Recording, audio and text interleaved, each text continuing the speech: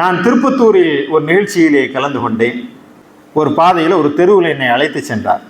அவர் முதல்ல சொன்னார், இது எல்லாம் முஸ்லிம்கள் அடர்த்தியாக வாழுகின்ற பகுதி. சொல்லிவிட்டு சொன்னார், இங்கே பள்ளிவாசல் மினரா தெரிகிறது அல்லவா, அந்த மினராவை ஒட்டி இருக்கக்கூடிய கோயிலை கவனித்தீர்களா, அது சிவன் கோயில் என்றார்.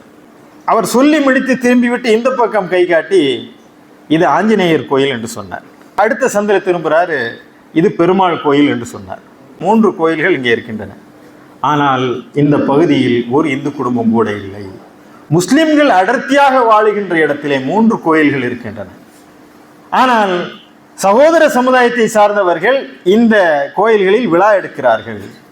முஸ்லிம்கள் அடர்த்தியாக வாழக்கூடிய ஒரு பகுதியில் 3 கோயில்கள், இந்து சகோதரர்கள் அங்கே வந்து வழிபாடு செய்கிறார்கள்.